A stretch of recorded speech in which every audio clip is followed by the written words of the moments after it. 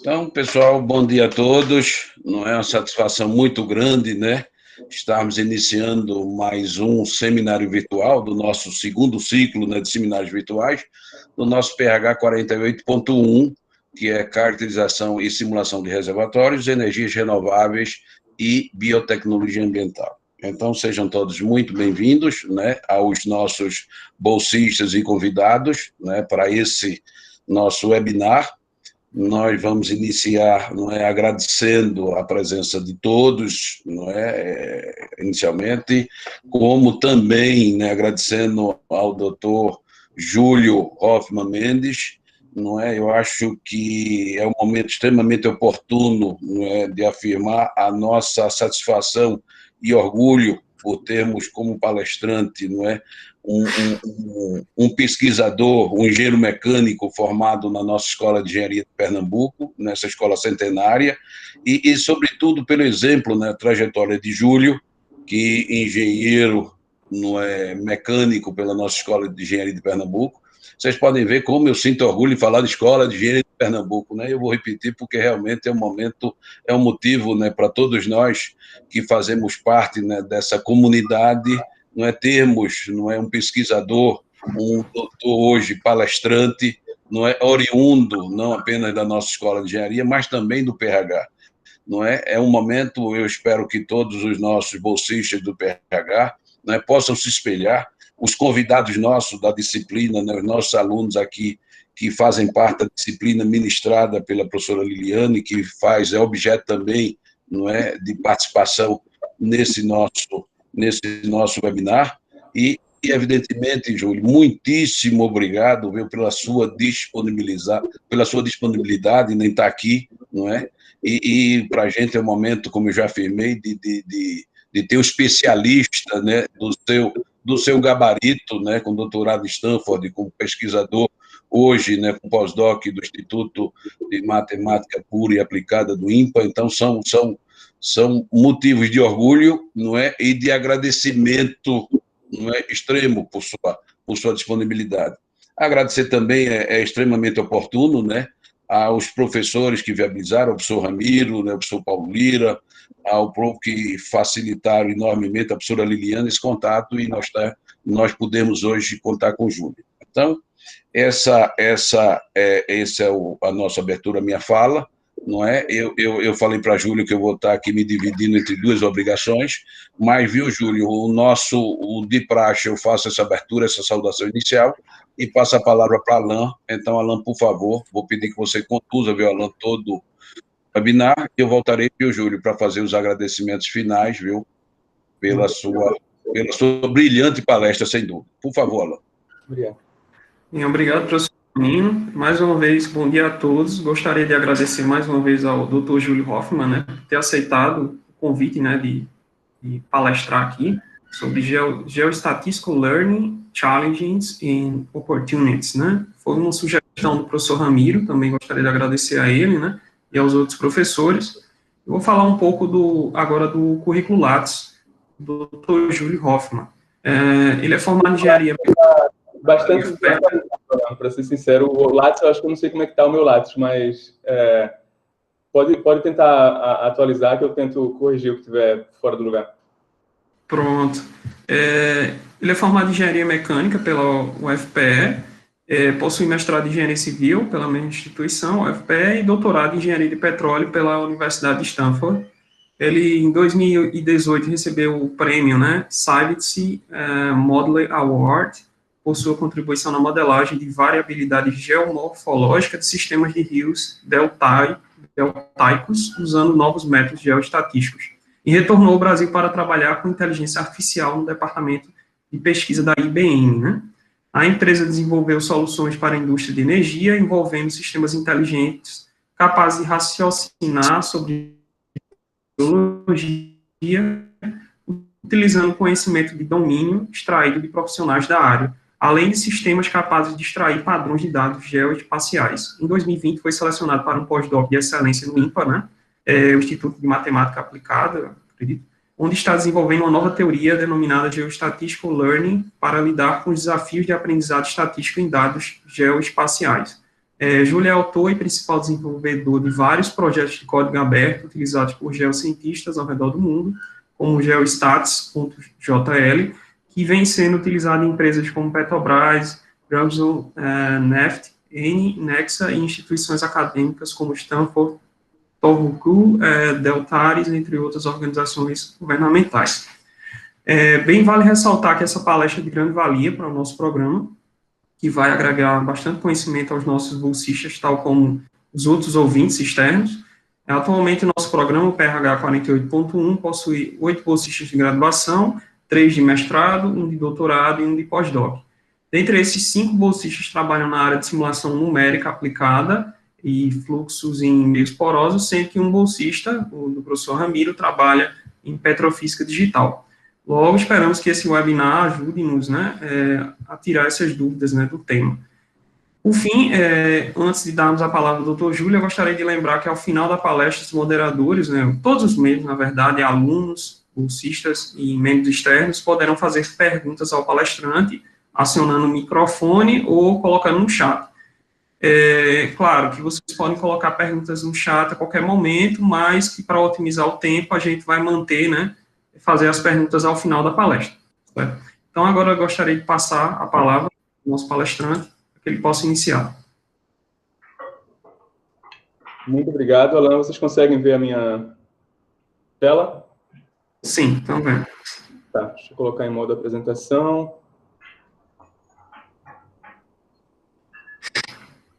Já apareceu para todo mundo? Pronto, está aparecendo. Tá ótimo. Obrigado, Alan, pela introdução. Obrigado, Antônio, pelas palavras calorosas. Eu estou muito feliz de estar de volta aqui, reconectando com a UFPE, com o programa PRH, que foi onde a minha carreira acadêmica iniciou. Então, para mim, aqui é um prazer estar de volta e estar contribuindo de alguma forma na formação dos atuais alunos e estudantes e pesquisadores do grupo. Eu estou aqui hoje para apresentar um trabalho que eu venho tentando desenvolver há bastante tempo, tanto em forma de projetos de código aberto, quanto uma questão mais teórica, em cima dessa área que é uma combinação da geoestatística com o aprendizado de máquina. Então, o que a gente vai ver hoje aqui é uma tentativa e uma alusão a diferentes desafios e oportunidades de pesquisa que podem surgir nessa nova área aí que eu estou tentando liderar, chamada aprendizado geoestatístico, onde esse geo se refere ao aspecto geoespacial. E, atualmente, como o Alan falou, estou desenvolvendo esse trabalho dentro do Instituto de Matemática Pura e Aplicada aqui no Rio de Janeiro, num programa de matemática industrial. Então, o objetivo desse trabalho, no final, ele é realmente ter um impacto na indústria, e apesar de ter um desenvolvimento teórico atrelado, a gente está realmente visando aplicação, desenvolvimento de soluções ligadas com parcerias na indústria. Então, acho que para começar a apresentação, eu vou levantar uma pergunta assim, instigante aqui, para deixar mais ou menos o contexto claro, que é a seguinte pergunta que acontece na prática de aprendizado de máquina, né, com dados geoespaciais. A pergunta é a seguinte: por que o meu modelo falhou? E aí a situação geral que acontece aqui é a seguinte: imagina que a gente tem um conjunto de dados que está aqui representado nessa cor preta, numa certa região do mapa. Isso aqui é um campo no Brasil chamado Campo Verde. É um conjunto de plantações de vários tipos de crop, né, que seriam milho, soja, diferentes tipos de plantação.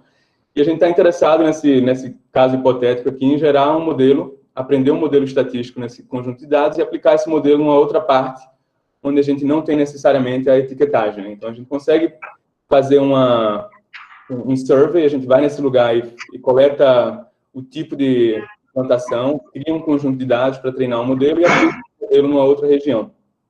Esse é o contexto geral que acontece tanto na área de agricultura, quanto na área de energia, petróleo, óleo e gás, mineração. Isso é sempre um contexto, né? Você faz um survey numa região localizada e quer aplicar esse modelo em uma certa outra região, onde a etiqueta não está disponível.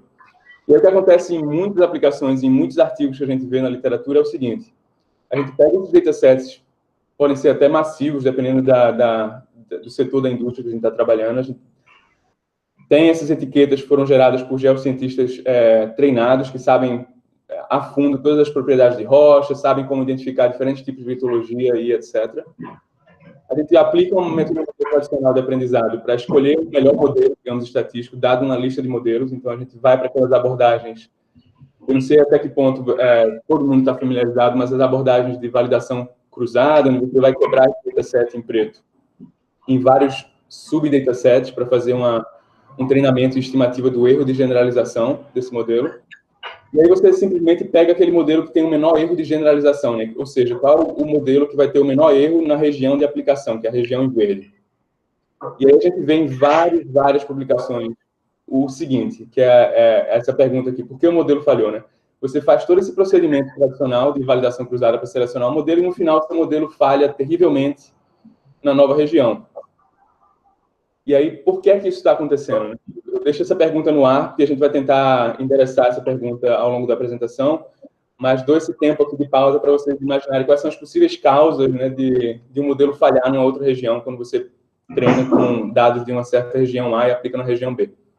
Então, o fluxo é um dataset, um conjunto de modelos, uma abordagem de validação para escolher um melhor modelo. Vamos dizer que o melhor modelo vai ser uma rede neural super gigante, com uma acurácia bastante grande no seu conjunto de treino, e aí você migra para outro lugar e a performance do seu modelo é terrível. O que aconteceu? Então, a motivação toda desse trabalho está em cima de considerações básicas que estão por trás dessa teoria de aprendizado, né? E eu estou tentando motivar aqui a necessidade de uma nova construção, né, em cima desse problema base.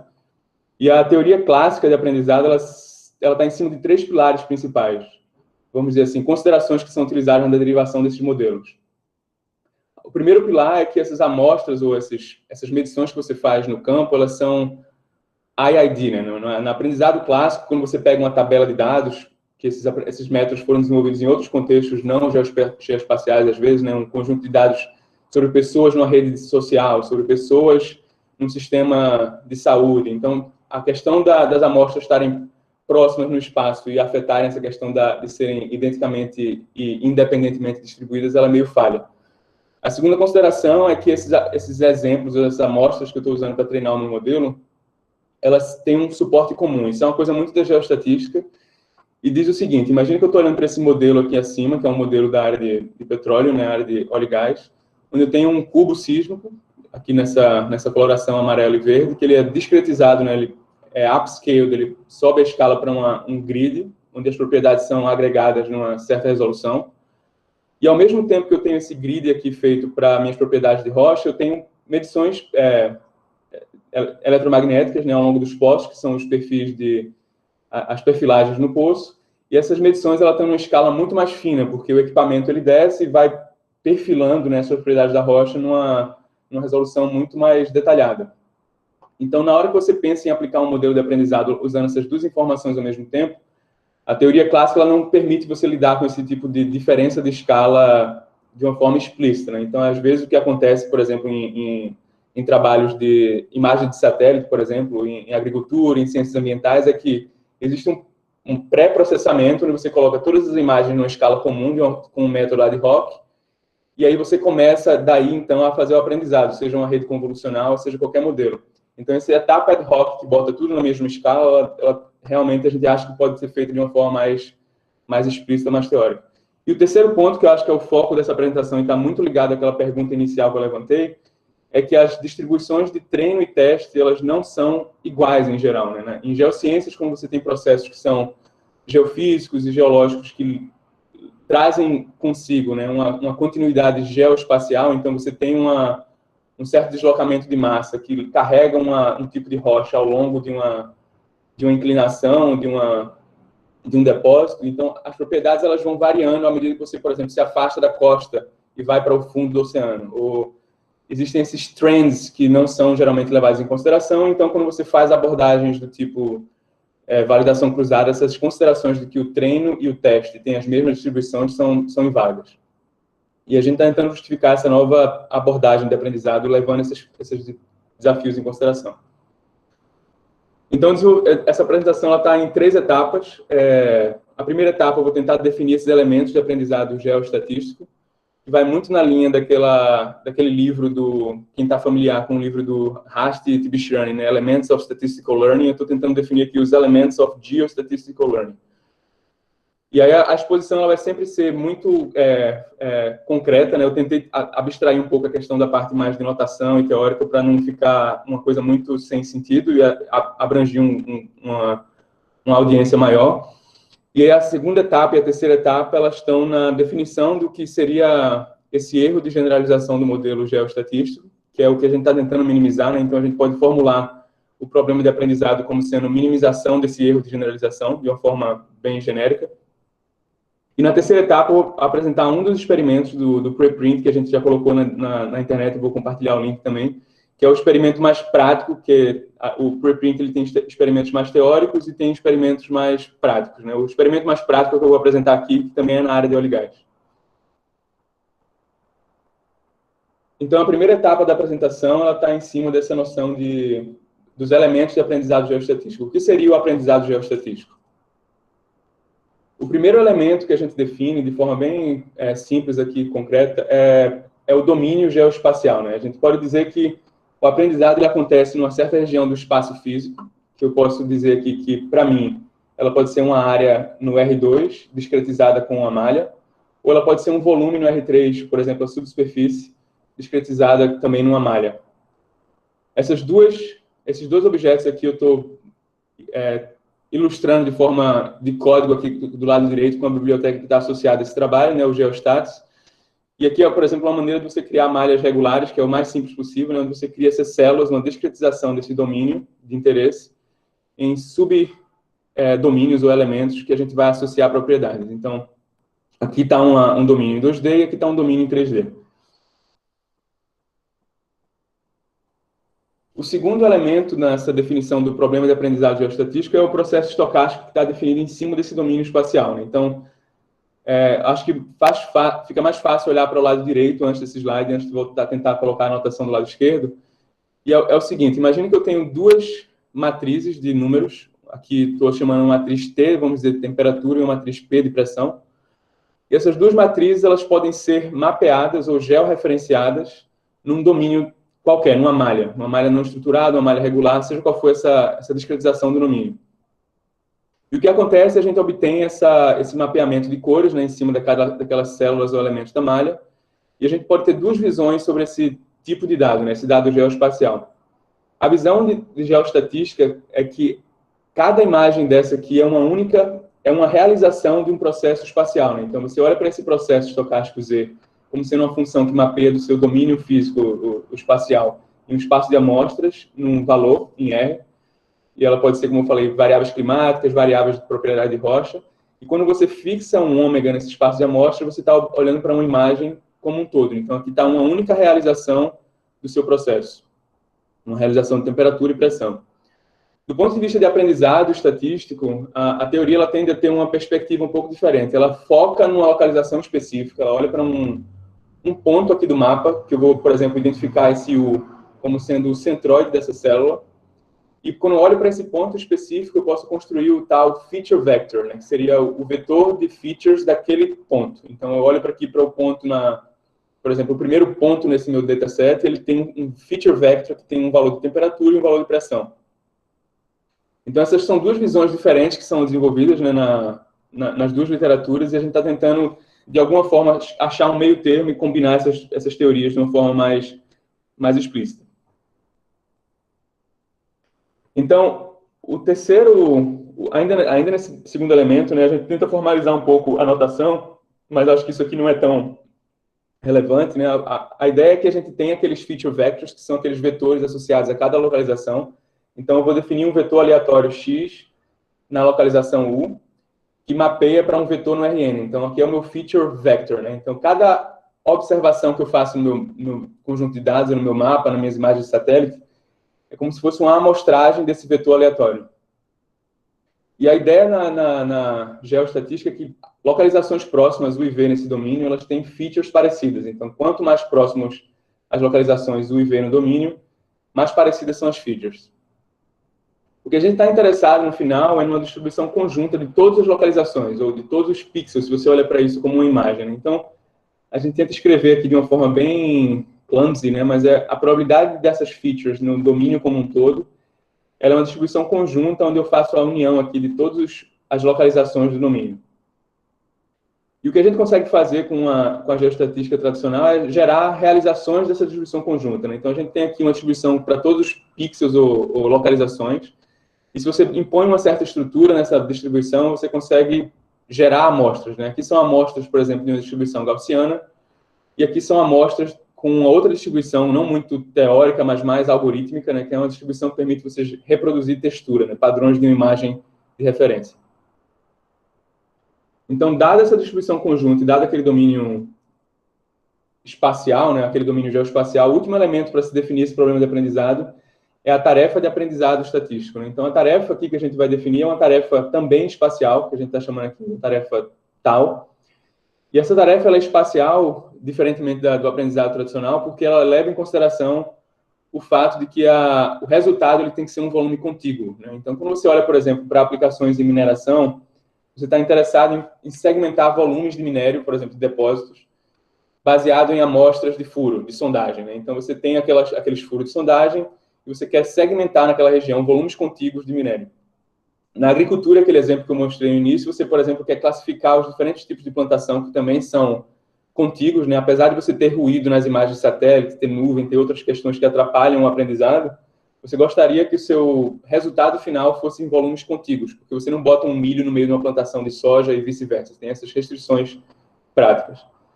E aqui um exemplo nessa imagem é de clima. Você, por exemplo, pode estar interessado em segmentar ou classificar regiões de eventos extremos. Aqui é um ciclone tropical e aqui são o que a gente chama de rios atmosféricos, que são condições extremas que estão associadas aos desafios de mudança climática.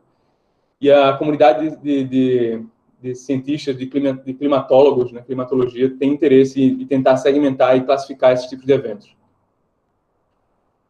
Então, dados esses elementos, né, de aprendizado geoestatístico, a gente consegue definir esse problema com um parágrafo aqui. E aí, acho que esse parágrafo é importante. E a definição é a seguinte. Dado um domínio source, né, que é o domínio onde a gente está treinando o modelo, e um domínio DT, target, onde a gente vai aplicar o modelo treinado, assumindo que a gente tem duas distribuições conjuntas de features, tanto no domínio source quanto no domínio target, e tem duas tarefas de aprendizado, tanto no source quanto no target, por exemplo, regressão de uma certa propriedade no Brasil e classificação de uma certa outra propriedade na África, por exemplo. São duas tarefas diferentes, nesse caso mais geral. O problema de aprendizado geoestatístico sob transferência, possivelmente, né, que é essa condição de diferença de distribuição, consiste de aprender a tarefa de aprendizado no meu domínio target, usando aquele conhecimento que eu adquiri enquanto eu estava aprendendo a tarefa no meu domínio source, a outra tarefa no meu domínio source. Assumindo que aqueles dados que a gente observou nos dois domínios, eles são a única realização dessas distribuições conjuntas. E aí, qualquer pergunta, vocês vão colocando no chat que a gente responde ao final. Acho que tem conteúdo suficiente para a gente seguir, mas qualquer pergunta é só deixar no chat. Para materializar e concretizar essa definição, aqui está uma versão disso em formato de código, né? De novo, o projeto é um projeto de código aberto, você pode reproduzir esse trabalho. Aqui a gente está pegando aquele campo verde, que é uma tabela, vamos dizer, que tem colunas com coordenadas x e y. E aqui a gente está plotando esse dado espacial, apenas algumas colunas. A coluna é a quarta banda do satélite, que é essa parte esquerda, e o label, ou a etiqueta que foi dada por um ser humano, que é o tipo de plantação do lado direito. A gente faz um split, né, como é comumente feito no workflow de aprendizado, para quebrar esse dataset como um todo em dois pedaços, um pedaço onde a gente vai treinar e um pedaço onde a gente vai aplicar o modelo. Eu estou chamando de S1 e S2. E aqui eu estou salvando 20% das amostras para S1 e 80% para S2, com essa peculiaridade que a gente está aqui interessado no caso espacial, então eu vou quebrar esse dataset numa direção perpendicular ao vetor normal 1 menos 1. Então, eu defino o vetor normal 1 menos 1, crio um plano de corte e deixo, por um algoritmo de bisseção, 20% para treino e 80% para teste. A gente plota, então, o domínio desse dataset S1 em preto e plota o domínio do dataset S2 em verde, que é o que está aparecendo aqui do lado. E a gente define a nossa tarefa de aprendizado, né, o Classification Task, que pega 4 bandas do satélite como features e tenta predizer o tipo de crop.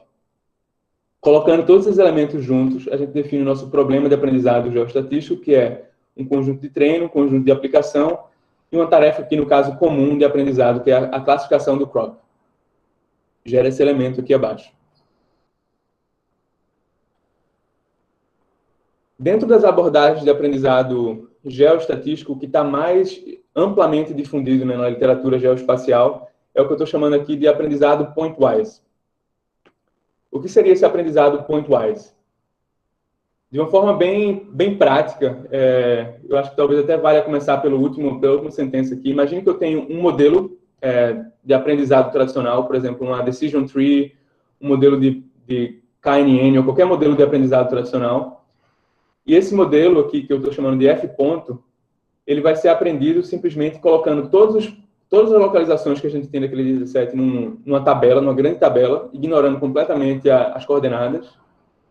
E a gente vai fazer o treinamento desse modelo e vai aplicar ele numa nova região. Então, de uma forma mais geral, esse modelo único aqui, que estou chamando aqui do meu modelo F ponto, ele pode ser uma família de modelos. Então, tem um modelo para cada localização do meu domínio. É uma família de modelos indexada pela localização. E aí a tarefa de aprender, a solução, né, a estratégia de solução pointwise, ela consiste de aprender essa função F-chapéu, que vale para todas as localizações do domínio, simplesmente como sendo essa união, ou digamos assim, essa coleção de aplicar o modelo pixel a pixel, ou ponto a ponto. A notação é meio confusa aqui, mas a ideia é que você pega o modelo, treina pixel a pixel e aplica pixel a pixel, ou localização a localização. Então, esse modelo ele geralmente é aprendido tentando minimizar, numa família de modelos G ponto, o erro esperado, né, dado por uma função de perda, que também é ponto a ponto, entre o valor do label e o que o modelo prevê. Então, eu pego aquele modelo, aplico na localização U, e para aquela localização eu vou ter um valor etiqueta, e eu vou comparar com uma função de perda, que também é escalar, para achar o valor esperado de erro, né, que é esse F ponto. Então, isso aqui como a gente converte no código. A gente pega uma decision tree, carrega um F ponto, introduz esse modelo numa estratégia de aprendizado pointwise, se torna aqui um learner, e a gente resolve o problema que a gente definiu com esse learner para obter o nosso novo mapa de predições, que está aqui no lado esquerdo. Então, a gente previu, e aqui é o true label, né, a etiqueta real do dataset. E aí, qual é a dificuldade? Qual é o problema nisso tudo, né? Então, a gente começa a entrar naquela pergunta inicial. A dificuldade maior é como é que a gente faz agora para selecionar um modelo bom ou para ter garantias que esse modelo vai ser realmente bom no meu dataset de aplicação, que eu estou aqui chamando de D2, e nos slides anteriores ele era o DT, né? Desculpa aí a mudança de notação, mas aqui é DS e DT. Então, eu quero agora escolher um modelo que seja bom em D2, mas eu só tenho dados em D1. As etiquetas em D1, né? As etiquetas em D1. Então, o que se faz tradicionalmente é usar, por exemplo, abordagem do tipo de validação cruzada. Então, a gente pega o nosso dataset D1, quebra em K-folds para estimar esse erro de generalização, esse epsilon chapéu, que é dessa forma que o código que se faz, né? Mas é a ideia de você quebrar esse dataset em subdatasets, esconder um dos datasets e fazer a estimativa do erro. E aí, na prática, essa abordagem tradicional, você seleciona um modelo que tem um menor erro, segundo essa abordagem de validação cruzada. E aí, como é que isso não funciona na prática? Não funciona, porque esse erro, no final das contas, ele vai ser super otimista. E aí, porque ele é super otimista, a gente vai explicar agora nesses slides em seguida. Por que a validação cruzada tradicional falha, né? Primeiro, a gente tem que relembrar as considerações que eu levantei lá nos slides. Uma delas é que as amostras desse processo, elas são IID, né? Quando você deriva os métodos de validação cruzada tradicionais, eles têm essa noção de que as amostras são IID, então você pode aproximar médias e valores esperados por amostragens empíricas, por médias empíricas, sem comprometer a precisão, né? Porque o valor estimado não sofre viés, mas a precisão do estimador ela é comprometida quando as amostras não são IID. Então, a existência de uma correlação espacial cria amostras não IID, e aqui em cima, nessa figura, eu estou ilustrando de uma forma mais visual o que é que está acontecendo. Imagine aqui que eu tenho duas imagens de satélite, Z1 e Z2. São duas camadas de satélite, por exemplo, a banda Sentinel e Landsat de algum satélite de interesse, ou simplesmente a cor R e a cor G de uma imagem RGB, por exemplo. Então, para cada pixel aqui, eu posso olhar para o pixel e olhar para o meu feature vector, né? Então, eu pego o valor do Z1 e o Z2 e ploto nesse plot aqui embaixo. E faço isso para todos os pixels. Esse aqui embaixo é o que chama-se o feature space associado a esse domínio físico, que é esse dataset espacial. Então, no caso desses pixels serem completamente descorrelacionados espacialmente, né, não existe estrutura espacial, aqui eu estou gerando esse dataset com distribuições gaussianas. Então, no final, esse feature space ele se torna uma distribuição bivariada gaussiana com curvas de níveis esféricas perfeitas. Por outro lado, se você aumenta essa correlação espacial, esse comprimento de correlação espacial R de 0 pixels para, por exemplo, 20 pixels, onde você começa a ver esses blobs de tamanho 20, na média, né? Você vê que quando você faz o mesmo procedimento de colocar todos esses feature vectors no seu espaço de features, ele começa a se deformar. Esse espaço de features aqui, ele tem as mesmas distribuições marginais. Se você projetar no eixo X e projetar no eixo Z, no eixo Y, né, no caso Z1 e Z2, eles vão continuar sendo gaussianas 0,1, gaussianas normais 0,1. Mas a distribuição conjunta começa a sofrer essas deformações. Até o ponto que eles realmente se deformam bastante, chegando nesses formatos de meia-lua ou banana. E aí a maior dificuldade que acontece é que você treina um modelo no seu domínio de source, onde tem uma certa distribuição banana, porque tem correlação espacial, e aí quando você vai aplicar para um outro domínio, a banana está invertida, por exemplo, ela está deformada para uma outra região. Então, o seu modelo ele foi treinado para uma certa região do feature space, onde ele funciona bem, e aí quando você vai aplicar, a banana está aqui. Então, essa é uma limitação causada pela existência de estrutura de correlação espacial.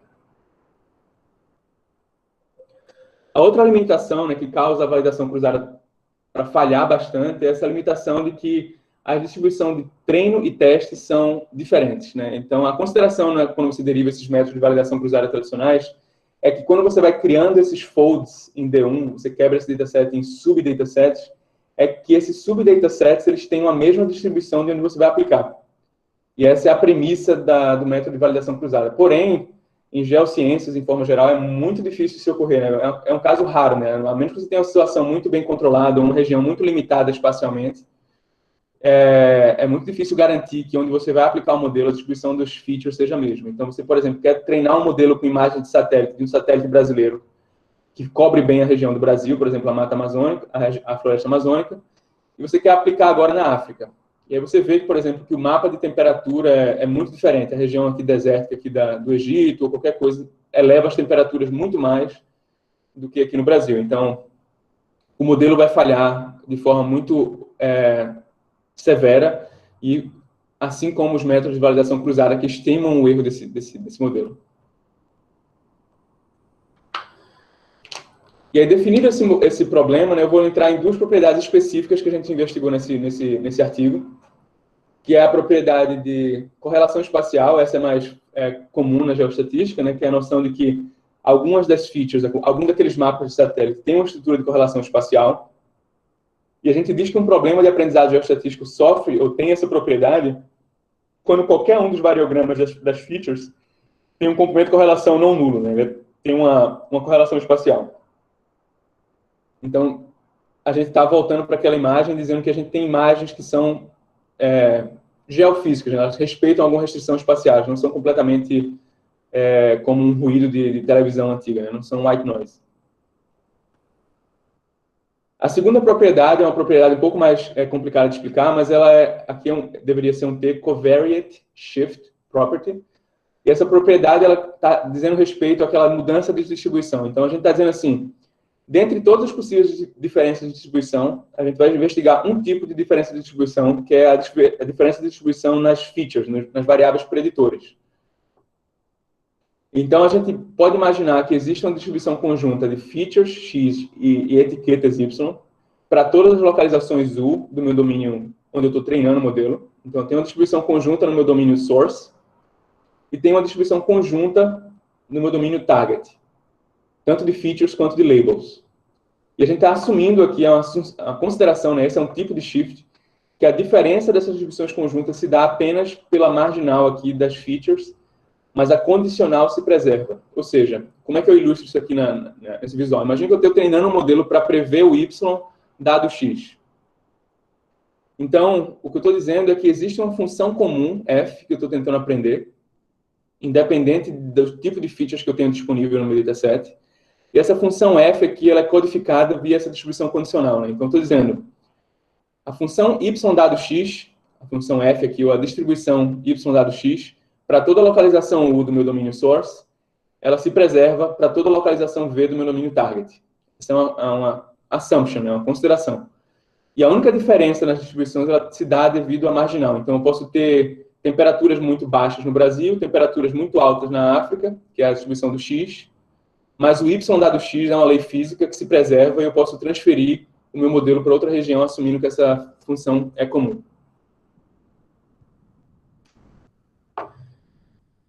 Então, a gente começa agora a tentar definir o que seria esse erro de generalização do modelo, né? A gente definiu propriedades relevantes do problema de aprendizado geoestatístico, duas delas aqui, que são a questão da correlação espacial afetando o feature space e a questão do covariate shift, por exemplo, que seria um shift na distribuição de features. Aí, o que acontece na prática? Se você segue aquela abordagem tradicional, né, de point-wise learning, que você treina um modelo ponto a ponto e aplica ele ponto a ponto, você começa a ver esses artefatos indesejados aqui, que são esse tipo de predição, aqui no caso foi uma decision tree, onde você tem essas misclassifications, né, que são classificações errôneas que aconteceram dentro de um tipo de plantação por conta de ruído nas features, né? Então, tem algum ruído no feature space, e aí, por conta desse ruído, a função que foi aprendida, ela classifica incorretamente como verde, que deveria ser uma porção amarela, que é o que a gente está vendo aqui. E aí, esse tipo de coisa acontece porque não existe nenhuma restrição no aprendizado ponto a ponto para garantir continuidade espacial. Então, a gente assume que existe uma lei física, né, F, que a gente está tentando aprender, e ela mapeia para cada localização as features daquela localização para uma etiqueta naquela localização. E aí o nosso objetivo nesse aprendizado, né, é achar um modelo F-chapéu que para todas as localizações no meu domínio target aproxime bem aquela função F como um mapa, né? Então a gente está dizendo assim, F vai ser aproximado nessa noção de mínimo quadrado, por exemplo, de mínimo risco. E aí a gente vai agora, na verdade, utilizar uma função de perda espacial. Aquela função de perda que era aplicada ponto a ponto ou pixel a pixel, ela pode ser generalizada para alguma comparação entre imagens que leve a fatores morfológicos em consideração. Então, a gente tem um modelo G, que pode ser tanto tradicional quanto não tradicional, espacial, por exemplo, que faz uma predição dado mapas, dado camadas de satélite, por exemplo, e faz uma predição que é um mapa, que é comparado com um mapa de etiquetas, né? Então, a gente pega esse mapa como um todo e compara ele como se fosse uma imagem com a predição desse modelo como se fosse uma imagem. E aí o erro de generalização geoestatístico desse modelo F-chapéu é o valor esperado alcançado nesse processo de minimização, né? Tem uma família de modelos G que a gente está minimizando e a gente quer achar um modelo que minimiza esse erro e atrelado a ele vai ter um erro esperado, que é esse valor de risco aqui. Então, aquele erro de generalização pointwise, que é utilizado na grande maioria dos trabalhos de aprendizado com dados geoespaciais, ele realmente foi desenvolvido para aprendizado pointwise, né? Então, nesse caso, a função f ponto ela é aprendida com a função de perda a ponto, como eu falei, ponto a ponto, e aí as coordenadas espaciais são completamente ignoradas, né? O que a gente falou. Todas as localizações são colocadas numa grande tabela, numa grande bag, e o aprendizado é realizado. E aí a gente tem aqueles artefatos de produzir respostas não contíguas.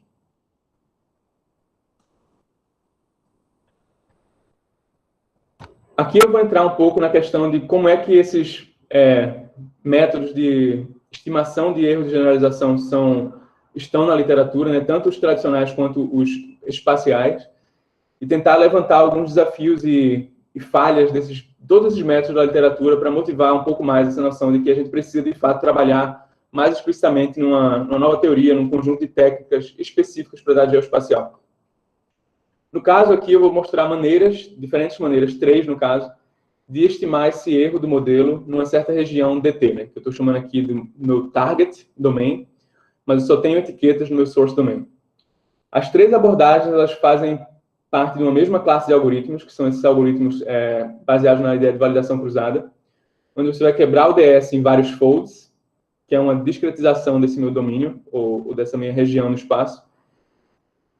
E aí esse erro de generalização ele é estimado empiricamente como uma média em todos os folds K de um erro estimado, né, dentro daquele fold. Então, assim, é uma soma dupla aqui. A soma de fora é para cada fold e a soma de dentro é para toda localização dentro de um fold. Então, eu pego um pedaço desse domínio e dentro desse pedaço eu vou ter os elementos da malha, que é uma discretização, e eu posso somar o erro ponto a ponto, por exemplo, de todos os elementos da malha. E aí eu posso, no formato mais geral, dar pesos a cada erro que eu cometo em cada localização, porque localizações podem ser pesadas diferentemente dependendo da importância daquela amostra. Então, todos esses 3 métodos que eu vou apresentar, eles caem nesse mesmo framework aqui. Esse expoente L é um expoente que permite controlar essa questão do viés, mas também não é tão relevante para a apresentação. Então, como é que se dá a validação cruzada clássica e, de novo, retomando, porque ela falha tão gritantemente na aplicação de modelos geoespaciais, né?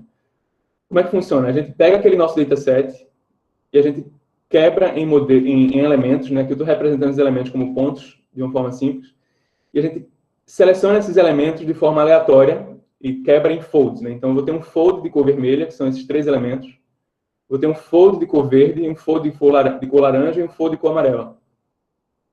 E para estimar o erro desse modelo, a gente vai fazer o seguinte, a gente esconde os elementos do fold vermelho, treina o modelo nos restantes e estima o erro com a etiqueta do vermelho, né, que a gente não utilizou na parte do treinamento. Então, por que acontece da validação cruzada falhar? É como se você estivesse fazendo um leak de informação, né? Todos os pontos que estão muito próximos do vermelho, eles têm features muito parecidas pelaquela restrição daquela lei de Tobler, né, geográfica. Pontos próximos têm features parecidas. Então, quando você treina o modelo nesse laranja e tenta estimar o erro no vermelho, você está meio que fazendo o problema ficar muito fácil. E por isso, esses métodos de validação cruzada clássicos, eles são super otimistas. Eles dão estimativa de erro completamente otimistas, que quando você aplica o modelo na prática, o erro é muito maior. Aí, pensando nisso, a literatura de estatística espacial ela criou abordagens ou variantes dessas técnicas de validação cruzada que tentam mitigar essa questão do superotimismo. Aqui eu estou trazendo 2 delas, que são também estão implementadas no pacote, né, que é a validação cruzada em bloco e o leave ball out, né, que é uma generalização do leave one out. E a ideia é extremamente parecida. A gente pega aquele nosso domínio e, ao invés de quebrar esse domínio de forma aleatória em folds, a gente vai construir blocos, a gente vai impor nesse domínio, né, uma caixa com discretização em blocos, vai eliminar um bloco, como sendo o nosso holdout set, vai criar uma região, que é uma zona chamada de zona de morte, que não é utilizada para eliminar a questão da correlação espacial, e vai treinar o modelo em todos os blocos que caem fora dessa zona. Então, a gente treina o modelo nos blocos que estão fora e avalia o erro na região vermelha. E a gente vai movendo esse bloco para pegar todos os blocos do domínio e criar a nossa estimativa com uma média dos folds. De uma forma similar, a gente faz o leave ball out, onde a gente tira um elemento da malha apenas, como sendo o nosso elemento holdout, cria um raio de dead zone, para não pegar nenhum elemento para a parte do treinamento, treina o modelo fora e avalia o erro naquele elemento específico. E a gente vai e varre todos os elementos da malha com esse raio de zona morta. E esses métodos, eles forçadamente criam essa estimativa de erro maior. Então, na verdade, não existe nenhuma garantia teórica que esses métodos vão convergir para o erro de generalização do modelo, mas eles, pelo menos, inibem a questão de que você vai ter um erro super otimista, que isso é importante para algumas aplicações.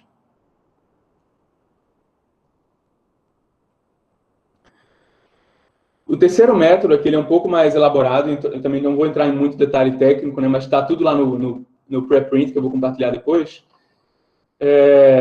É um método que ele é apropriado e foi desenvolvido para a presença daquela diferença de distribuição, aquela categoria de covariate shift.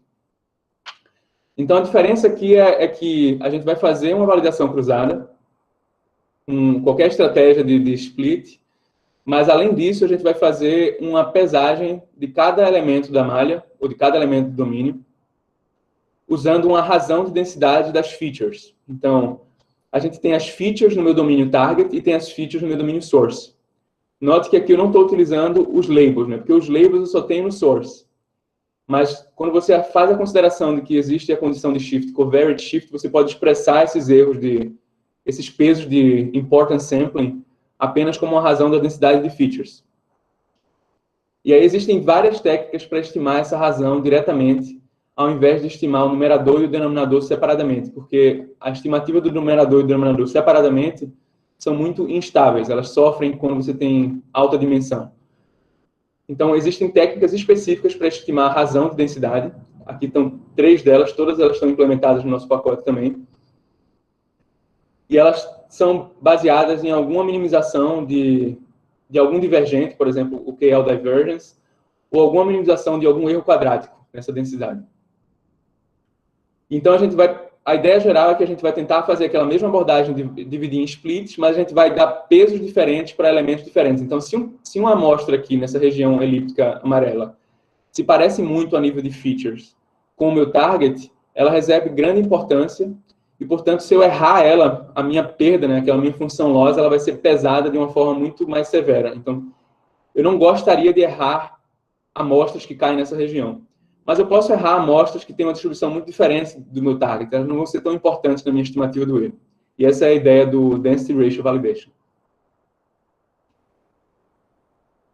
E a gente conseguiu unificar todos esses métodos, né, numa interface comum que está nesse projeto, que é aquela mesma ideia. A gente consegue, de uma forma bem sucinta, aqui, expressar essas variantes. A gente define o nosso problema de aprendizado, carrega um modelo qualquer de aprendizado, por exemplo, um Decision Tree. A gente pode carregar qualquer modelo, tanto do Scikit-learn, como qualquer outro modelo diretamente implementado na linguagem Julia, que é onde esse projeto está implementado.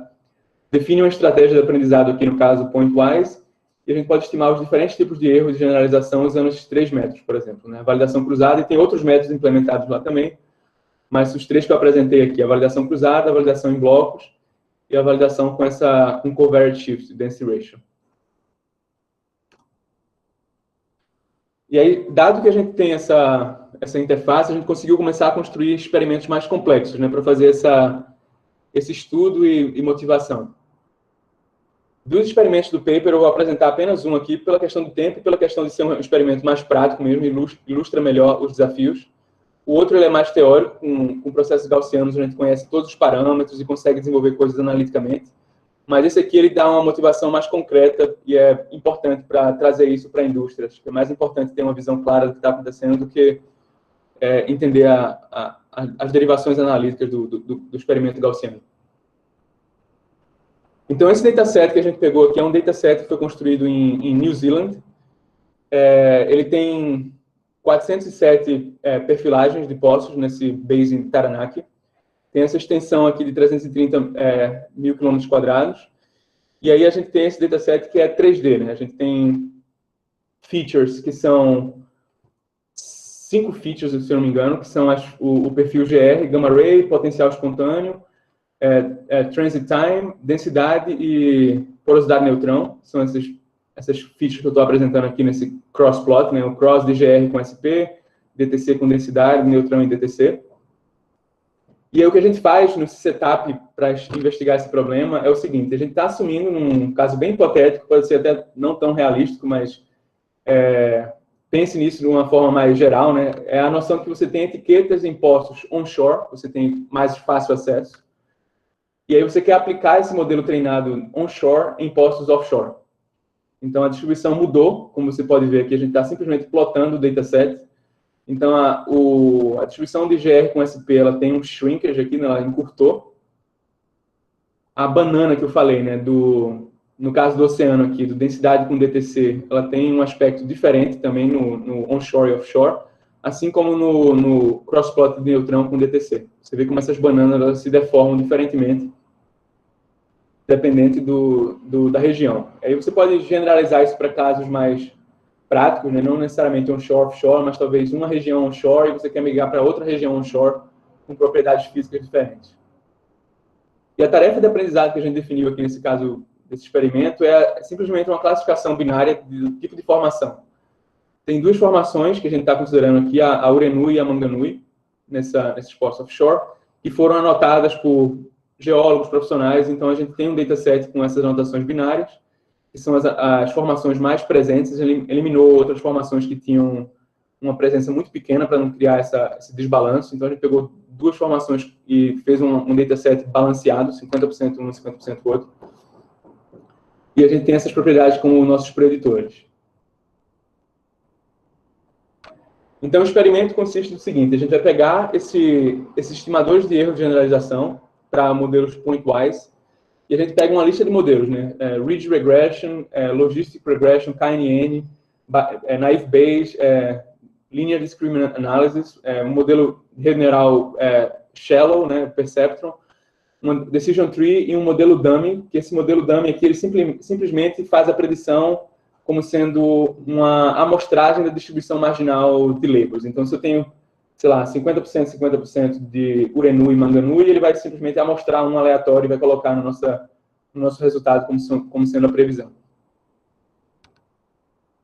E a nossa tarefa nesse experimento, que é a tarefa comum, né, nessas tarefas de aprendizagem geoestatístico, que é ranquear modelos segundo diferentes estimativas de erro, que é as três: cross-validation, block cross-validation e density ratio validation. E a gente quer fazer isso para ter o melhor modelo no offshore, né? Esse é o objetivo final. E aqui está uma tabela grande com muitos números. Eu vou passar mais tempo aqui cobrindo ela, porque acho que vale a pena a gente entender todos os detalhes. Aqui está a nossa lista de modelos tentados, né? Todos os modelos que eu listei naquele slide. Aqui está o erro desses modelos no dataset de treino, ou seja, nos postos onshore. E aqui está o erro desses modelos nos postos offshore, ou no meu target domain. A primeira coisa que a gente vê é que, como tem aquele shift, os métodos de validação cruzada tradicionais não espaciais, eles erram bastante, né? As cores vermelhas aqui, elas estão fazendo um highlight dos erros mais distantes do erro target, que seria o erro de generalização que eu gostaria de estimar no final das contas, né? Então, consistentemente, o método de validação cruzada, ele erra esse erro, né? Ele é super otimista, está em vermelho. E o método que leva em consideração aquele shift na distribuição, ele está em azul, porque ele é o mais próximo, digamos assim. Tem o caso também do BCV, que se dá razoavelmente bem, e o DRV. Independentemente dos três métodos, a gente vê que os três falham em ranquear os modelos. O que é que eu estou mostrando aqui embaixo? Aqui embaixo, do lado esquerdo, esse target rank é o rank ideal que eu obteria se eu tivesse acesso às etiquetas no target. Então, aqui eu revelo as etiquetas no postos offshore, calculo esse erro real aqui, né, e eu uso esses erros para ranquear os modelos. Então, o dummy, ele sempre está no final da lista, porque ele é o modelo mais dummy possível, por isso que a gente colocou ele como o modelo dummy. E aí você vê que, nesse problema, os erros que generalizam melhor para o offshore são os modelos mais simples, lineares, né? Linear Discriminant Analysis, Ridge Regression, que é uma regressão linear com restrição, regularização, né, nos coeficientes. Um modelo de Logistic, Naive Bayes. E os modelos mais complexos de aprendizado, né, tipo KNN, Decision Tree e rede neural, são colocados no baixo, porque eles funcionam bem, eles overfitam, né, o nosso dataset onde foi treinado, mas falham no dataset target. Então, esse aqui é o meu ranking ideal, baseado nos true labels. E aí você vê que todos os métodos, eles colocam os modelos mais complexos no topo da lista, incorretamente, né? Então, eles não conseguem perceber a avaliação cruzada, o BCV e o DRV, que esses métodos mais simples têm uma generalização melhor, por exemplo. Eles deveriam ser escolhidos ao invés de modelos mais complexos. A gente vê que essa questão da super otimismo do CV, ele realmente é evidente. E outra coisa que também eu não comentei tão bem na hora que apareceu o slide, mas que eu posso comentar agora, é que o BCV, ele é enviesado, né? O método de fazer folds com blocos, quando você cria uma sistematização na seleção dos folds, você introduz viés. Você não está amostrando folds aleatoriamente, então você cria uma amostragem sistemática de folds por blocos, e essa sistematização introduz viés. E esse viés é o que causa aquele aumento no erro de generalização, que é um aumento, é um artifício, né, para você fazer o erro não ser tão super otimista, mas ele é um artifício que não garante que você se aproxime do erro real. E aí, para validar ainda mais essa questão desse experimento, a gente faz o seguinte agora. A gente fez esse setup onde a gente treina no onshore e aplica no offshore. E agora, o próximo slide, eu vou fazer um shuffle. Eu vou misturar todos os postos, não existe mais separação de onshore e offshore. E vou separar para treinamento e teste, ou para source e target, postos tanto de onshore quanto offshore. Estou misturando as duas distribuições para não haver shift. E aí, quando a gente faz isso, a gente vê que todos os métodos, eles conseguem, de alguma forma, ranquear corretamente a os modelos, né? Então, os modelos que se dão bem no source agora também se dão bem no target, porque não tem um shift de distribuição. E aí a gente está vendo que essa questão do shift de distribuição é crucial. E o outro experimento que a gente faz mais teórico no paper, com os processos gaussianos, a gente também ilustra que a correlação espacial ela tem impacto nesse aprendizado e no erro de generalização. Eu acho que desse slide aqui a gente sumariza o experimento específico, né, com o caso de óleo e gás. E aqui tem alguns remarks sobre esses experimentos de forma geral, né, que é o que eu acabei de falar. A gente sabe que aquele mecanismo de criar blocos para fazer folds, ele introduz um viés sistemático e ele garante que esse método BCV ele tem estimativas de erro que são maiores do que o CV, mas isso não garante que esse erro estimado ele vai se aproximar do erro real. Então, quando as estimativas do método de validação cruzada são boas, ou seja, quando não existe um shift de covariates, as estimativas do BCV elas são desnecessariamente pessimistas. No caso do estimador CV, a gente vê que ele não é adequado em grande maioria dos problemas geoestatísticos porque ele tem essa questão de sofrer com a questão do covariate shift e sofrer com o superotimismo devido à correlação espacial. Então, quando a gente sabe que essas considerações sem shift e sem correlação espacial são bastante raras em aplicações geocientíficas, e a gente viu que o DRV, né, que é aquele outro método que leva em consideração o shift, se tem uma performance razoável, acho que a mensagem que fica é que, com ou sem shift, acho que vale a pena utilizar o Density Ratio Validation como substituto do CV em aplicações em geral. Né? Tem a única seleção, talvez, que eu faria de outro método que não seria o DRV, dessa coleção de 3 métodos apresentados, seria escolher o BCV em aplicações que requerem um certo aversão a risco. Né? Se você quer ter certeza que o seu modelo não vai ter um erro super otimista, né, na hora que você faz a aplicação, você pode aplicar uma estimativa de erro BCV com blocos para não ter perigo de cair no problema de superotimismo, que o DRV também sofre. Então, eu diria que o DRV ele pode ser escolhido em geral, e quando você quer ter uma aplicação aversa a risco, o BCV pode ser interessante também, assim como o Leave Ball Out, ou qualquer um dos métodos que fazem uma amostragem com um mecanismo de blocking.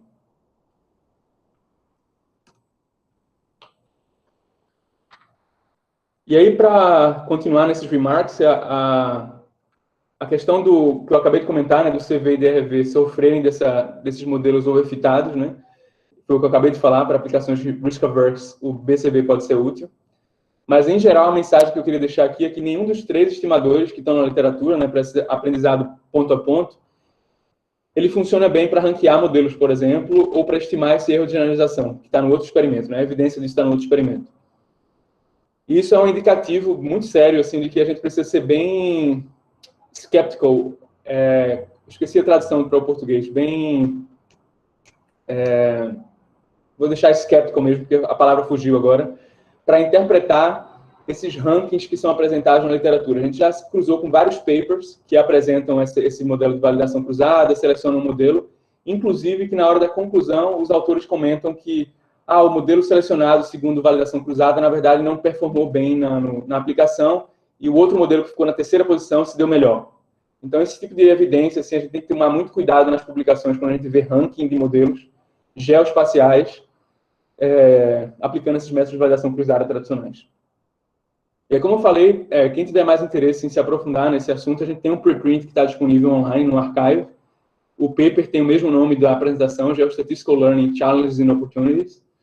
Está disponível no archive e no ResearchGate. Eu acho que os final remarks aqui eles são para reiterar aquela necessidade ou motivação dessa pesquisa, eu acho que está tentando ser feita aqui, né, que eu estou tentando construir, que é que o aprendizado, as metodologias de aprendizado clássico, quando elas são aplicadas no contexto geoespacial, elas falham por diversas razões.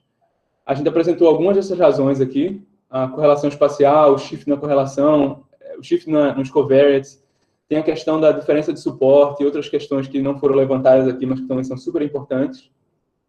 E a gente está realmente defendendo, né, a necessidade de uma nova teoria, de uma nova conjunto de técnicas e metodologias, que eu estou chamando aqui de Geostatistical Learning, né, que seria uma combinação do que a gente já sabe da literatura de geoestatística, mais uma combinação do que a gente já sabe da literatura de aprendizado estatístico para construir uma coisa nova, que realmente supere esses desafios. A gente está implementando essa teoria com bastante cuidado e esmero, né, num framework que é extensível e de alta performance, que é esse projeto Geostats.jl, é um projeto de código aberto. E a gente pode, de forma assim, bem geral, pensar nele como sendo, além das partes tradicionais de geostatística, um framework especializado para dados geoespacial. Né? Se você está familiarizado com scikit-learn ou biblioteca de aprendizado, a gente está tentando construir um conjunto de modelos de aprendizado e técnicas específicos para dados geoespacial. E aí, como é que você pode, por exemplo, se envolver nesse trabalho? Né? Acho que tem dois possíveis frentes de envolvimento. Assim. Uma grande área de pesquisa, né, que está surgindo aí nessa questão de aprendizado geoestatístico. E eu acho que uma maneira mais efetiva de realmente se envolver com isso é tentar utilizar o software e os métodos que a gente está desenvolvendo, porque é muito mais concreto, né, pegar um dataset que você tem interesse e tentar ver como é que esses métodos se comportam. Então, a biblioteca ela é de código aberto, você pode tentar instalar e utilizar se você é um pesquisador que tem interesse nessa área de aprendizado de máquina, em dados de geociências.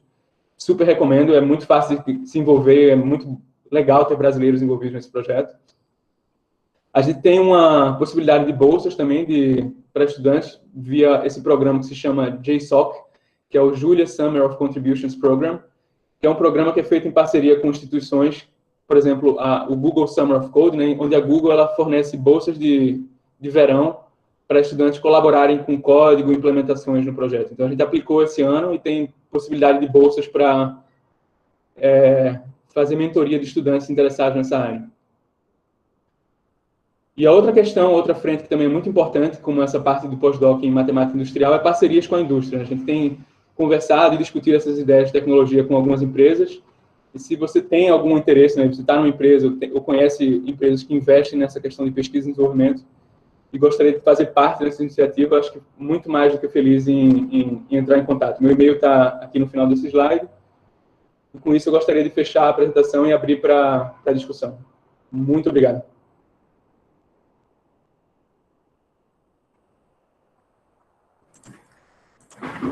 Muito obrigado, doutor Júlio, pela excelente apresentação. Tenho certeza que foi de grande valia para os nossos ouvintes, bolsistas, membros e ouvintes externos também, né? E agora, seguindo o nosso procedimento, né, eu vou passar a palavra agora para as perguntas, né? Temos um pouco de discussão aqui. Para os membros que estiverem presentes, bolsistas, ouvintes externos, pode se sentir à vontade em fazer pergunta, comentário. Se quiser, pode levantar a mão aí no Google Meet, tem uma opção, e realizar a pergunta, abrindo o microfone. Se quiser também, se for um ouvinte externo, pode falar o cargo, se trabalha em uma linha de pesquisa parecida, né? E pode fazer a devida pergunta. Estamos abertos.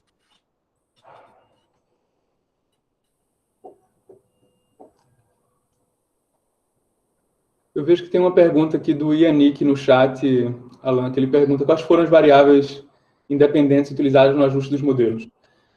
A gente fez 2 experimentos, Yannick, no artigo, né, no preprint. Um experimento foi o que eu apresentei aqui, né, que é esse experimento com os poços onshore e offshore.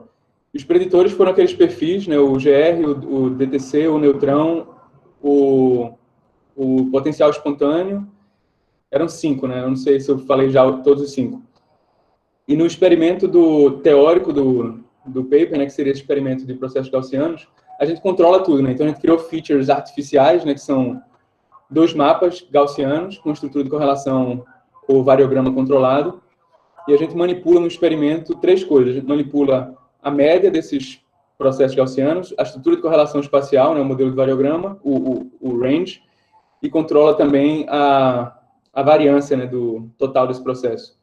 E aí a gente mostra nesse artigo, nesse experimento mais teórico, que as 3 abordagens, de novo, né, elas têm comportamentos bastante distintos com relação à sensibilidade ao shift na distribuição e com relação à correlação espacial. E a gente, de novo, acho que reitera lá naquele experimento que a questão da correlação espacial ela afeta de forma bastante visível a generalização dos modelos, né, a estimativa da generalização dos modelos, e, portanto, realmente não é muito adequada para para o que está acontecendo nos trabalhos que a gente viu. A gente vê constantemente esses rankings aí de modelos que sendo feitos de forma meio que inadequada.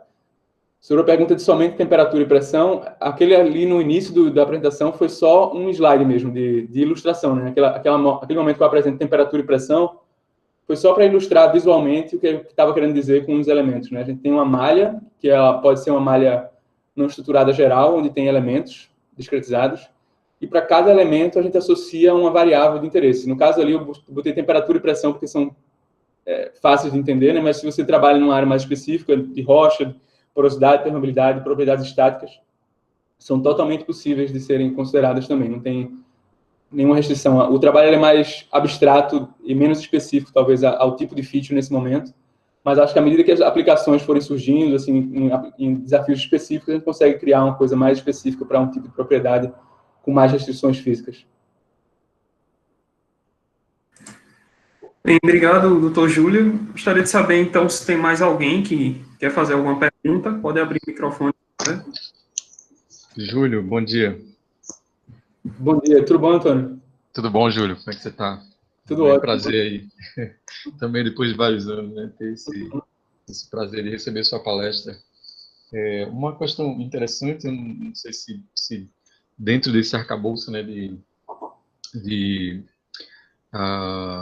como eu diria, de treino e observação, como a ferramenta se comporta em relação a alguns dados, né? Você mostrou esses dados de posse nesses perfis.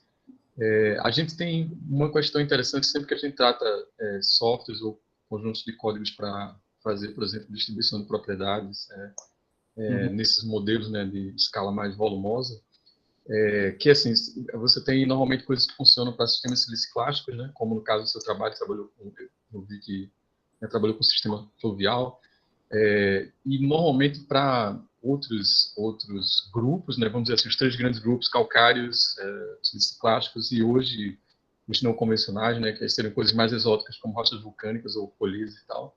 Aí você acha que, por exemplo, esse arcabouço, né, vamos dizer, soluções que vocês estão implementando, ele também assim vai acabar sendo dividido em grupos, ou você acha que assim haveria uma robustez suficiente para uma ferramenta única tratar assim esses grupos, digamos assim? Ou você assim, né, vamos acabar tendo três implementações ou vamos dizer assim, módulos? Poxa, muito pertinente, Antônio, a pergunta. Obrigadão por levantar essa questão. Eu acho que a resposta à pergunta, Antônio, ela é função do tipo de shift que acontece, né, de distribuição. Como você falou, você pode ter um sistema siliciclástico, um sistema de diferente natureza, e eu acho que a gente pode começar a pensar em categorizar esses tipos de shift, né, e aí a gente pode pensar em 3 cenários principais que também estão lá no preprint, no caso mais teórico, que é uma consideração onde o shift acontece, não sei se vocês conseguem ver minha câmera aqui, né, mas você tem uma esfera que seria representando... Deixa eu compartilhar os slides novamente, acho que ficou mais fácil explicar. Eu acho que esse slide aqui vai facilitar.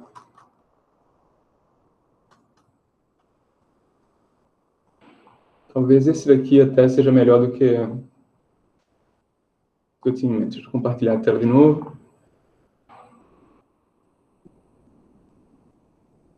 Nesse slide aqui, né, que eu tinha feito um hide, porque é a parte do experimento mais teórico, eu estou ilustrando 3 configurações do problema. Você, por exemplo, imagina que o siliciclástico tem propriedades de rocha que caem dentro dessa esfera cinza e que o outro sistema que você está interessado em aplicar o modelo cai dentro dessa esfera arrosada, né? Rosada. Então, a gente considera 3 configurações possíveis aqui. A gente considera um caso onde a distribuição onde você vai aplicar ela está inclusa onde você aplicou o modelo, que são a distribuição de features, né? Eu estou imaginando que isso aqui é uma gaussiana bivariada, por exemplo. E essa consideração aqui, ela torna o problema mais fácil de atacar, né? Então, é um problema que tem shift, ou seja, a distribuição é diferente, mas a distribuição onde você vai aplicar, ela está inclusa onde você treinou o modelo. Então, você deveria ter menos problemas transferindo o modelo daqui para cá. Tem uma configuração intermediária, onde você começa a ter parte da distribuição fora de onde você treinou. Então, você tem uma distribuição, o modelo que foi treinado nessa esfera cinza, ele se dá bem nessa interseção de distribuição, mas quando você começa a cair fora, aquela performance do modelo começa a se deteriorar bastante.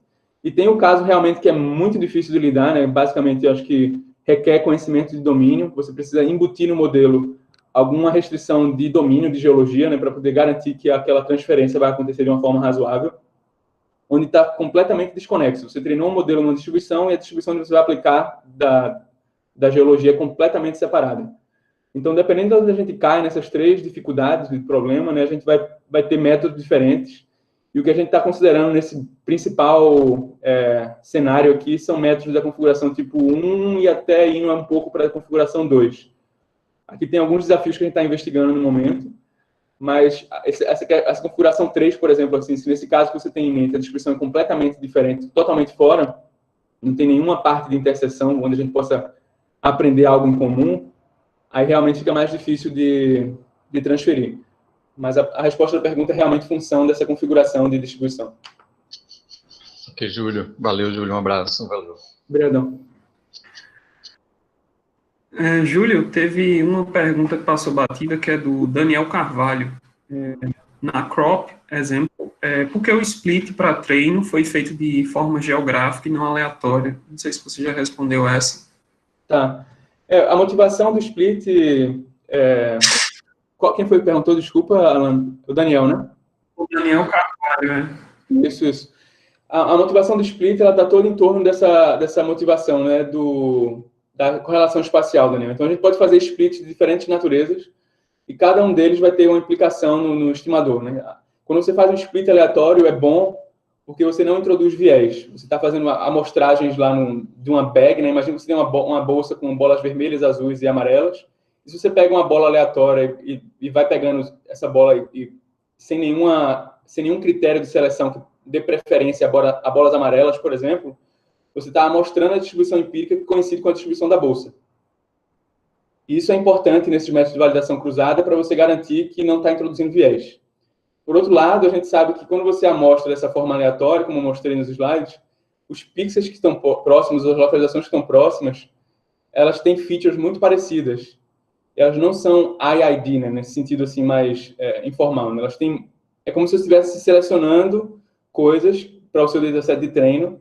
Você treina ali, mas quando você vai aplicar o dataset, ele é muito parecido com o treino, e quando você vai, na verdade, aplicar o modelo lá no final, no target, a distribuição é muito diferente, e aí você falha completamente. A falha, ela surge no final do final. Né? Então, você está achando que o seu modelo se dá bem, você tem uma estimativa de erro super otimista, porque você fez uma amostragem aleatória, e o problema ficou fácil, né, de validação cruzada. E aí você vai aplicar aquele modelo na indústria, na prática, e o erro é muito maior. Assim, isso já aconteceu várias vezes, em vários casos, e acho que essa é a motivação de fazer uma amostragem não aleatória e fazer com uma coisa mais sistemática, que elimine um raio ao redor do que você retirou. Não sei se eu respondi a pergunta, mas se não estiver claro, é só comentar no chat. Obrigado, Júlio. Tem uma pergunta aqui, mais assim, para pedir uma explicação para o professor Paulo Lira. Júlio, por que da escolha da linguagem, um pouco dessa escolha? Porque é pouco conhecida. Sim. A Julia é uma linguagem que surgiu eu acho que em 2013, 2014. Ela foi iniciada no MIT por algumas pessoas que trabalham com computação de alta performance, com algumas pessoas que trabalharam no time da MathWorks, né, desenvolvendo software científico. E ela surgiu com essa proposta de tentar unir duas comunidades que originalmente sempre foram meio que desconectadas. A comunidade HPC, que tem um conhecimento de programação profundo, né, e consegue desenvolver software a nível de bits, né, ela desce até o nível de memória, acessa ponteiro, aquela coisa bem mais baixo nível.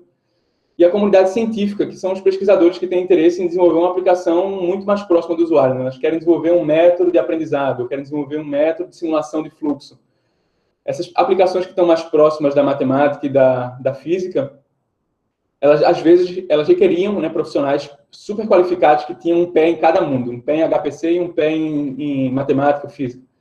E era muito difícil sempre desenvolver essas bibliotecas, porque ou você tinha um skill ou você tinha outro. Aí Julia surgiu nessa proposta de unir isso tudo, e ela conseguiu, de uma forma bem ambiciosa, ter a performance de uma linguagem tipo C, mas o código se parece como um código Python. Então, ela tem o benefício de você programar em alto nível, e no final ela obtém uma performance de uma linguagem C.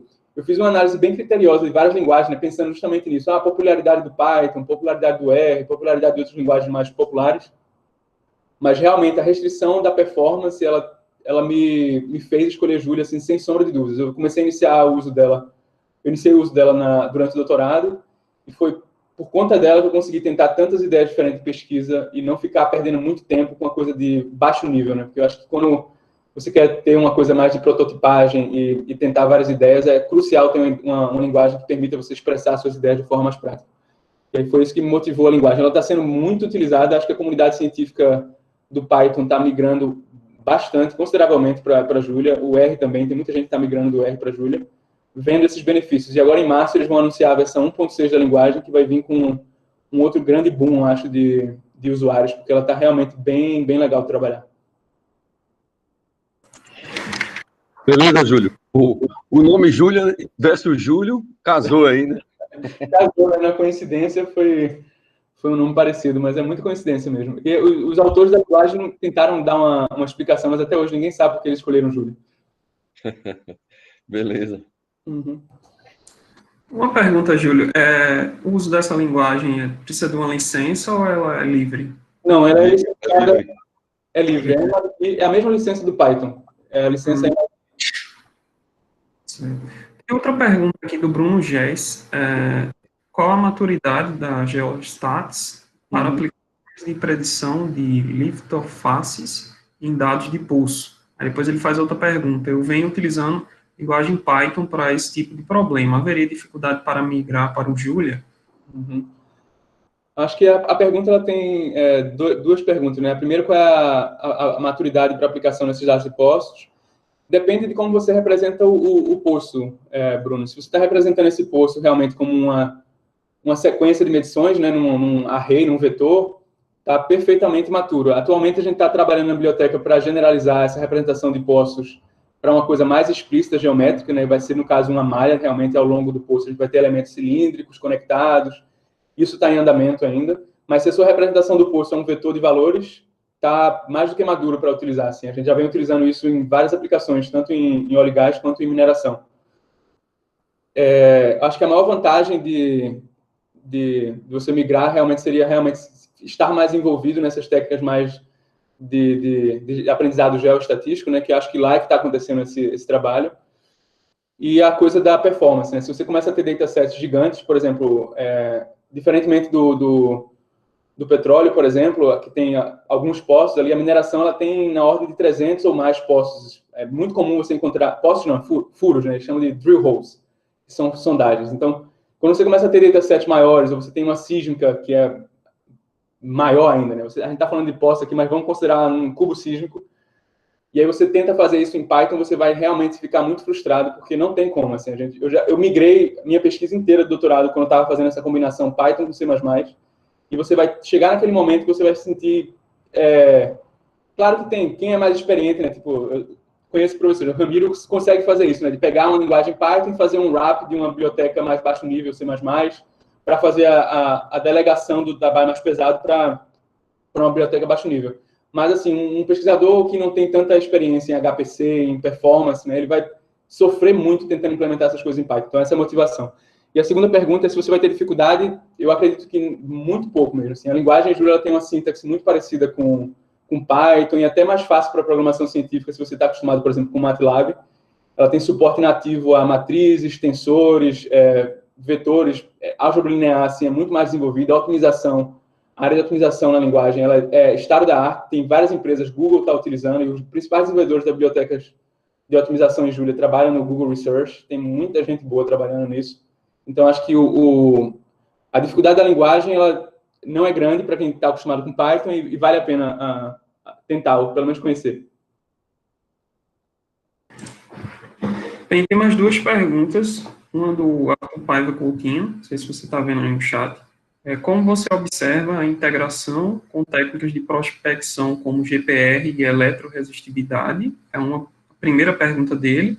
E a segunda, quais os desafios que você observa no acoplamento entre os modelos Geostat e os modelos que simulam os processos de transporte de massa.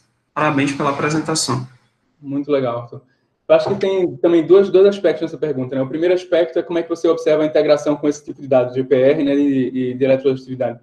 Eu acho que, como a gente falou assim no início da apresentação, esse arcabouço que a gente está montando aqui de aprendizado, ele é bem genérico, né? Por enquanto, a gente não tem utilizado nada específico do tipo de dado, tipo, ó, a porosidade tem que estar entre 0 e 1, ou, sei lá, a permeabilidade é um número positivo. Essas coisas que são restrições de variáveis específicas, a gente não leva em consideração em geral nesses modelos, mas podem ser levadas em consideração. Então, assim, utilizar o dado como ele é utilizado em outras bibliotecas, tipo scikit-learn, etc., vai ser a mesma coisa, não vai mudar muito, né? Mas se você conhece algum tipo de conhecimento de domínio específico daquela variável, que permite você fazer algo ainda melhor do que a aplicação genérica desses modelos, aí é uma oportunidade de pesquisa interessante. Eu acho que se você sabe alguma coisa do GPR, do eletropositividade, que poderia ser incluída nesse framework, seria bem legal de investigar. A questão da integração com modelos de transporte, né, o que eu entendo que você está falando é simulação de fluxo e dinâmica, né? Não sei se é essa a pergunta. A ideia que eu tenho realmente nesse projeto, eu estou trabalhando muito intensivamente na integração com outros projetos em Julia que já existem, que é um projeto de visualização 3D em GPU, que chama-se Mac.jl. É um projeto que permite você pegar datasets gigantescos, enormes realmente, e visualizar diretamente na GPU. Tudo em Julia também, é tudo bem legal. Eles fazem um monte de coisa interessante lá para você interar com o dataset, rodar, fazer slides. É bem legal. E outros projetos que estão ainda muito na fase inicial, que eu acho que também é uma oportunidade muito grande para quem trabalha com elementos finitos e métodos de simulação dinâmica, que é desenvolver bibliotecas de elementos finitos em Julia, né? Por enquanto, o que eu estou vendo que está acontecendo na comunidade é essa parte de geomodelagem, eu que estou meio que liderando essa coisa do GeoStats, esse pacote. Tem essa comunidade de visualização no Mac, que também está fazendo tudo muito bem feito lá. E o que eu estou tentando fazer é criar uma camada comum de estrutura de malhas e coisas que podem ser conectadas de forma direta, né? Onde você pode fazer a sua simulação geoestatística ao mesmo tempo que você visualiza e ao mesmo tempo que você simula as coisas. Então, idealmente, num futuro aí, que eu não sei quanto tempo vai demorar, você vai poder fazer um workflow, um pipeline inteiro, do começo de geomodelagem até, sei lá, a produção dos poços num reservatório, tudo em Julia com interfaceamento comum, sem muita necessidade de ir para baixo nível. A ideia é essa, mas assim, tem muito espaço até chegar lá. E a gente tem outra pergunta do Daniel Carvalho. No GeoStats Learning, precisamos sempre de uma discretização regular? Aí tem mais duas perguntas depois, ou seja, você precisaria simular antes de aprender no grid? Se sim, qual seria a vantagem do Learn? Uhum. Boa pergunta, Daniel. A questão do tipo de domínio suportado hoje, né, que é essa malha regular, a gente está generalizando isso para coisas muito mais complexas. Deixa eu tentar compartilhar a tela aqui de novo, bem rápido. Deixa eu colocar aqui. Perfeito. O GeoStats ele tem vários componentes, né? Um desses componentes que eu estou trabalhando ativamente hoje é essa biblioteca chamada meshes.jl, que é um subcomponente do GeoStats, que é para representação de domínios em malhas não estruturadas mais gerais. Então, até o final do mês, agora, o meu plano é fechar essa integração por completo, né? Que seria permitir, além de domínios com aquela discretização regular, carregar modelos de CAD 3D, sei lá, eu quero carregar um modelo de um avião para fazer aprendizado no avião. Eu tenho sensores nas asas do avião, tipo, qual é o nome do sensor? Barômetro, esqueci agora o nome do termo técnico para o sensor que mede a velocidade do vento. E barômetro é pressão. Tubo de Pitot. Pronto. Então, imagina que você tem sensores em localidades específicas da malha e você agora quer fazer um aprendizado da distribuição de tensão nas asas do avião ou quer fazer algum uso de aprendizado nessa malha. Isso é uma das coisas que a gente está tentando alcançar com esse projeto e isso está sendo ativamente desenvolvido agora. Eu acho que na próxima versão do pacote você vai ser capaz de fazer tudo isso com malhas mais gerais, que eu acho que vai ser um diferenciador assim enorme. Não existe isso hoje de código aberto que eu conheça que consiga fazer aprendizado direto numa malha, fazer, por exemplo, validação cruzada, essas coisas que eu mostrei, elas vão funcionar out of the box, né? Então você vai pegar um avião, agora eu quero fazer K-fold cross validation. Ele vai quebrar o avião em pedaços, vai fazer os aprendizados lá que tem que fazer e vai combinar o resultado. Então, tudo vai acontecer de forma escondida para o usuário final, né? Então, ele vai poder se concentrar nos workflows de aprendizado e a parte de geometria computacional e malhas vai ficar tudo escondido por trás dos panos.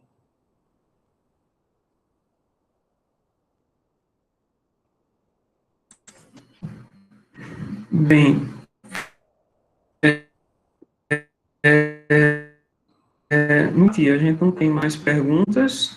Gostaria de saber se tem mais alguém que quer abrir o microfone. Não sei se talvez o professor Ramiro convidou o Júlio ou algum outro professor. O bolsista quer fazer alguma pergunta?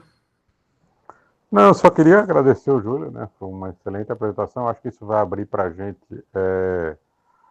outro campo de pesquisa aí, uma possibilidade de trabalhos conjuntos em outras áreas que ele nem está visualizando, mas eu já estou. Só para dar uma ideia, né? A gente trabalha com corrosão, né? Em dutos. Eu sempre achei que a maneira correta de descrever aquilo era usando geoestatística.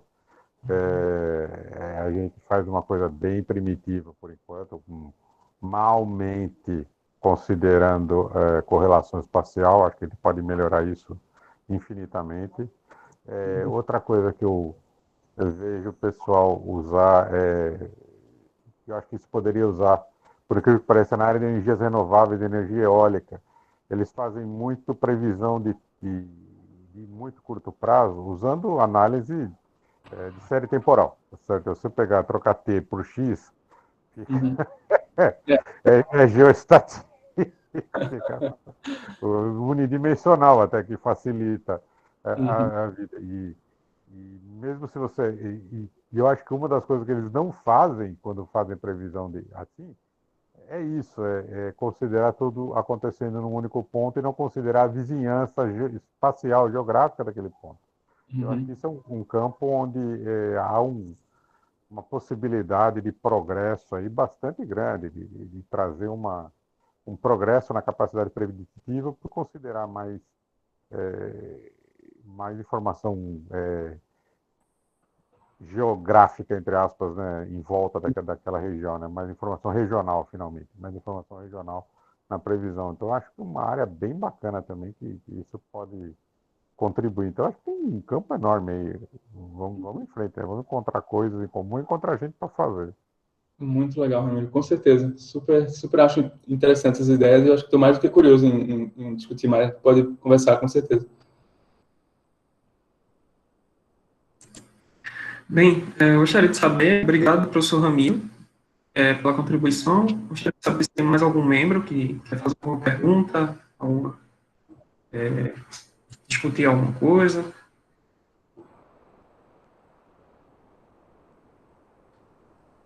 Bem, como não temos mais perguntas, eu acho que pelo chat também não, gostaria mais uma vez de agradecer o Dr. Júlio, né, pela participação, disponibilidade, excelente webinar. Professor Ramiro também, por ter ajudado a convidar.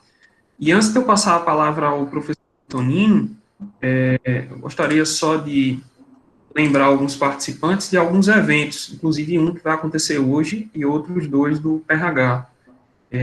Então, vou compartilhar aqui rapidamente, acredito que vocês devem estar vendo aí, né? Hoje tem uma palestra do nosso chefe aí, um dos chefes, né? Eu sou o Dr. José Antônio Barbosa, né? No Sim Energia, Perspectivas para o Setor de Energia para o ano de 2021, com o Alfredo Renault. Vocês estão vendo aí? Sim. Muito bem, estou vendo bem, viu? Sim. E temos os próximos webinars do PRH, no dia 17 de março. A gente tem na área de biorefinaria, já que o nosso PRH é bem multidisciplinar, né? Aplicação de digestão anaeróbica como principal rota de conversão nas usinas de cana-de-açúcar, com o Dr. Lucas Tadeu, foi vencedor na época que ele defendeu o doutorado da tese, né? Da PAPS. E outro na área de reservatórios, que são dois palestrantes, um da Petrobras, o Dr. Rogério Espósito, e o Dr. Frederico Vanderlei Tavares, lá da Engenharia Química da UFRJ, modelagem de degradação composicional em reservatórios. Essa vai acontecer dia 31 de março, às 7 da noite. Bem, então agora, gostaria de passar a palavra ao nosso coordenador, o senhor Antoninho, que ele possa fazer o fechamento. Pessoal, novamente, né, um bom dia, um rebom dia, porque eu estou vendo aqui, né, figuras ilustres, viu? Me permita, viu, Júlio, saudar o professor Ézio e a professora Silvana, viu? Que fazem parte, né, nossos queridos amigos, que são aí parceiros nossos do PRH 47.1, né, é uma satisfação muito grande, não é? Dizer que a nossa comissão gestora está praticamente toda aqui presente, né? O professor José Antônio Barbosa, o professor Leonardo Guimarães, o professor Paulo Lira, não é? E agradecer enormemente, né, a professora Liliane e seus alunos, que é uma satisfação, né, que eles estejam aqui participando desse webinar, não é?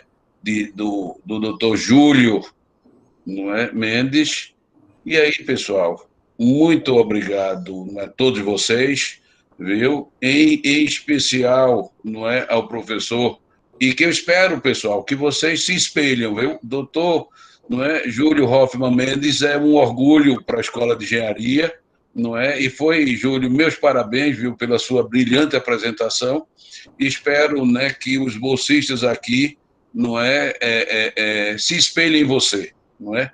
Agradecer a todos os bolsistas, não é, e professores que compõem o nosso PRH. E, Júlio, prazer enorme, viu? Uma grande satisfação em conhecê-lo, viu? E tê-lo aqui hoje conosco, viu? Muito obrigado a todos e um bom dia a todos vocês. Só antes de finalizar, eu não podia fazer um comentário que a foto do professor José Antônio Barbosa está muito bonita, né, naquele convite, e que vocês, por favor, não deixem de ver, sem dúvida, a brilhante apresentação do professor José Antônio Barbosa logo mais às 19 horas. Então, pessoal, Júlio, mais uma vez, grande prazer e satisfação, muito obrigado, tá certo? E aí eu deixo você, Alain, para, não é, a interrupção da gravação e seus também finalizar esse processo. Muito obrigado a todos, viu?